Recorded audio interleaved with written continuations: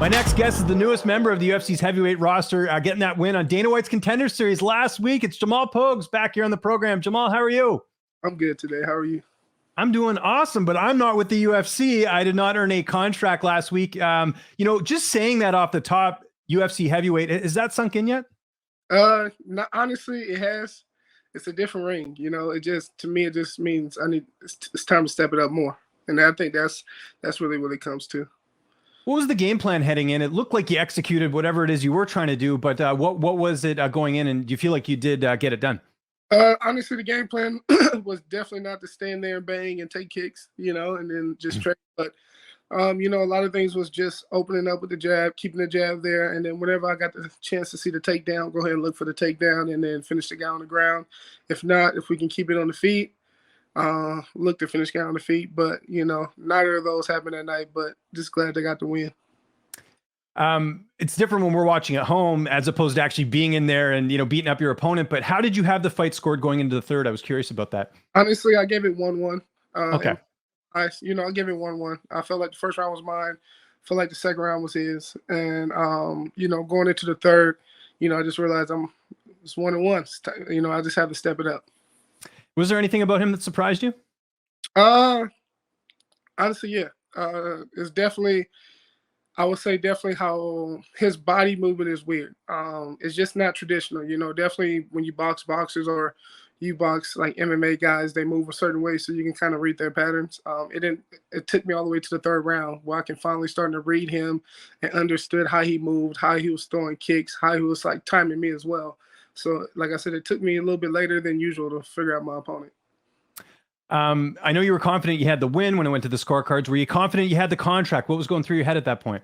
I was just happy to be back. That was probably one of the biggest things where I was like, no matter what the answer is tonight, it's not going to take away my journey to come back here and me to be back here and get a win. So my mind was just so happy to have like the people around me that love me and the people that I love just around me. So I was just more so embracing seeing everybody there, and they know how long it took and what I had to go through to be there. So I was more so enjoying just that moment itself. So take me to that, because I'm sure you've replayed it in your head a couple of times. They tell you get the contract, like what's going through your head? And you mentioned it there, man. You've had a long road to get here, and you finally secured that UFC contract. What was going through your head? The journey, and not just the layoff, the 2-year layoff, just the journey itself. I thought about just when I started doing jiu-jitsu and wrestling at like 13. Like that's the first thing like just went in my mind was it was so much the journey that that it took to be here, and I think like I was like, man, like took me this long to get here, right? And that's the first thing that just went through my mind. Did you get a lot of new fans after the fight? Sometimes when you get a big win like that, when you join the UFC, you get a lot of, followers on social media. Did you notice that after the fight? And two-part question to that, what was the feedback like from the win? It's crazy because it was back and forth. Obviously you're going to have people talk shit about you. But the thing is I did get, it was more so like, a lot of just people, a lot of grown men who, and, just fans, women, kids, girls, all of it. Just, I've seen a lot of messages and they were like, thank you for spreading your message because, a lot of people don't get to say how they really feel. And then a lot of people said like, hey, we're going through a tough time too. Or a lot of people will understand it's like, I don't know how you did it because I also had my mom fight through cancer and it was just people more so saying like, just keep winning and keep spreading the message, and then it was more so that, and then definitely a lot of people back at home, like I said, we're a small city. So, and, a lot of people are just proud that I made it, like in a sense, I made it out, and I made it to the UFC. And, from my city, not a lot of people from my city, really do something. So, and that's why I think that's what made the comments and all this stuff. It was a lot of ups and downs, but it didn't really bother me. Was it overwhelming at all? Like, I'm sure you knew that, obviously winning on this stage, you become on a bigger platform, but I'm sure getting all this feedback and again, being sort of this role model as well with what you've accomplished and overcoming adversity, was it overwhelming at all? Or was it something you were expecting? It's funny because you say you prepared for this and that's the thing is you're prepared for it mentally because like I've dreamed of like moments like this all the time. And then, you just also got to step back and realize that you're there. And I think that's what made me appreciate it more because it was just a lot so fast and it was kind of getting overwhelming. And then I had to sit back and be like, hey man, like you kind of you prepare for this moment, man. So just be ready, embrace it. So I think it probably took me like a good 10 minutes, and I just caught myself, and then I just started embracing it and realized like, hey man, this could be your life for the next few years, so let's get ready. Like, you better enjoy it. Tell me about this tattoo you got. I went back home. Um, it's really a mural piece. If really, there we go. It's a cage. It has 760, which is the area code for my city in Victorville. It has my mom's name, Janine. It's just a bunch of things into it. That's why it even comes over my shoulder. If you see it, it's just a big piece of just everything that that I went through until this point, and the guy's basically done all my tattoos. I told him, I say, I want to do a mural piece of everything. Just kind of let's put something together that just represent 13 years of doing this sport, since I was 13, and then now being 26, let's put something together that represent all of it. And that's kind of what he gave me in this tattoo piece. You think you're going to get any more work done in the future? Oh my gosh, my mom's gonna be mad, but it's art sleeve. That's the thing. I have a whole sleeve on this side, and then I also got my hand tattooed, and I got Zeus on my hand. Nice. And I just feel like that my jab is so fast, and I was like, Zeus, lightning. That's just how people speak of my jab and my punches. So I just feel like Zeus should just been put on my hand, and she does. I don't think she knows about that one. So okay, there you go. know about the hand. Again, we're not even a week, past the win. When are you looking to get back in there? If the UFC came to you right now and said, "Hey, when do you want to fight next?" When ideally would be the time to get back in there? We got the call, and they asked me. I'm going back to light heavyweight, not saying heavyweight. I'm going back to light heavyweight. It was just one of them things where it's funny because I was just telling everybody right before I got the call, "Hey, look, guys, I'm done being a fat ass. I'm ready to get back down to 205." And I was like, I'm getting ready. I want to fight, guys. Let's start making this move. I'm telling everybody. I'm telling Iridium, and then a week later, just, hey, dude, you got to fight 4.5 weeks later. We have a fight for you, 4.5 weeks. And I was like, shit, 4.5 weeks, dude. I'm gonna lose a lot of weight.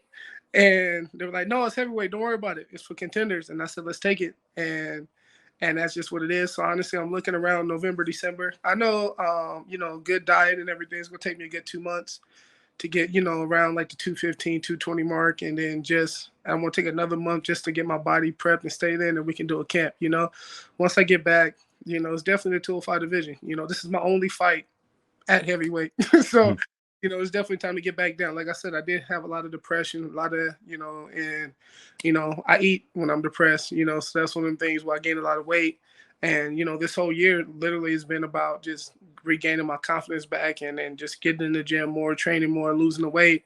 And then now, since I have no other choice now because I'm in the UFC, it's like, let's go after it. Any opponents in mind, or you just leave that up to your management? Coaches?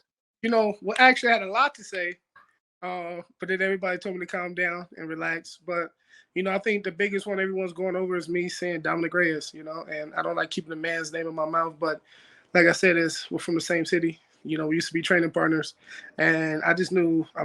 We were scheduled at one point to fight as an amateur. Then we became teammates. Like I said, it was still cool, and I'm a long ways away, from hitting the top 10 to the top 15. So, those one of the guys that I am looking forward to when I make it to the top. And other than that, right now, I just want to get down to 205, get my weight down, and then we just start working my way in the UFC. This not saying staying under the radar, but let's get these wins. Let's build the resume. Let's build the experience. Let's get used to everything, and then let's start cracking up to the top 15. What was it like training with Reyes back in the day?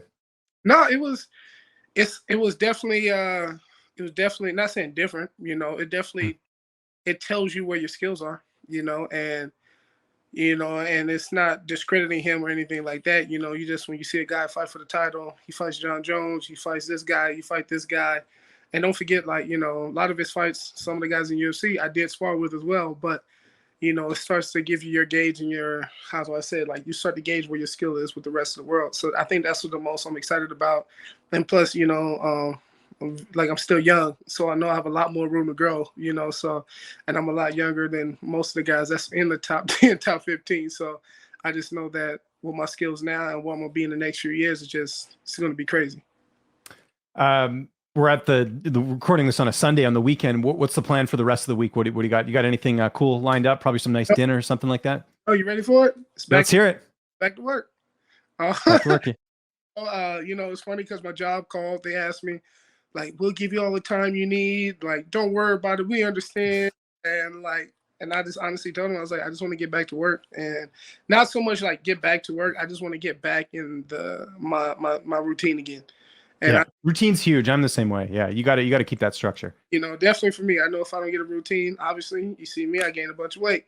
So, you know, one moment you walk around 8% body fat, next thing you know, you're big as a fucking couch. So I just feel like me getting a routine and getting right back on it. I need a couple days because all the swelling in my knee is down, still kind of sore.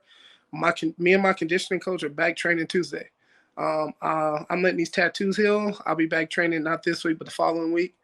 And so it's just, let's get back to routine. Let's get back to work. Let's get to what got me here so far. And let's just continue from there. And I don't know. I don't really let the UFC kind of get to me in a sense, because I know it's a lot of work to do. And a lot of people are just happy to be there. And I'm just not happy to just be here. So I just want to get back to work and grind. What's it like going back into your day job and, you know, being a UFC fighter? That's got to be a cool feeling from your perspective. Tonight, so I work in a nightclub, so that's that's one thing. But definitely it's gonna be my first day back. You know, I got a lot of messages from my coworkers and everybody, so I know it's gonna be crazy my first couple of days back. But honestly, the quicker that I can just get back to living normal again, like I'm just regular Jamal. Let's just get to work. I'm not a UFC guy when I come to work. I'm just Jamal, you know.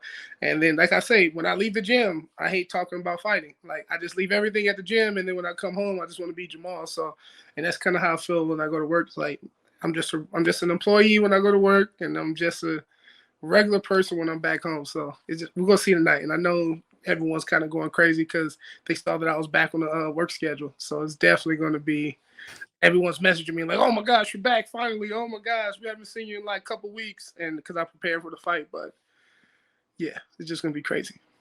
Jamal, thanks for the time, man. Great catching up with you. And again, congratulations on getting the contract. If there's anyone you want to thank, any sponsors or any social media you want to plug, I'll give you the last word. You know, one, I want to say thank you for giving this platform as well. You know, get to talk and get to share my story with the world. I just want to thank everyone at Syndicate MMA, John Wood. I want to thank Ryan, my conditioning coach. I'm going to thank Iridium. You know, that was one of the biggest things that Lance was definitely one of them guys that was just always in my ear. Shout out to Jacob, Jason House, all those guys. Want to give a big shout out to the Palominos Club. You know, they definitely were guys who helped me, you know, get myself settled in Vegas and then start back pursuing this fighting career.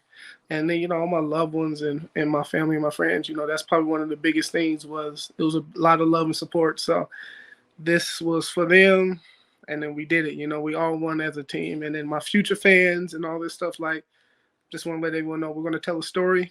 And the thing is that it's going to be great. And we're going to finally have a story where the good guy wins, you know. We don't have to be the bad guy. There's going to be a lot of shit talking because I do like to talk shit. But at the end of the day, it's the competitiveness in me that just lets me do it. But it's going to change the world, going to change the sport, and just going to motivate some people on the way. Make sure to subscribe to the LowKick MMA YouTube channel for all the latest news, event previews, and interviews with some of the biggest stars in MMA.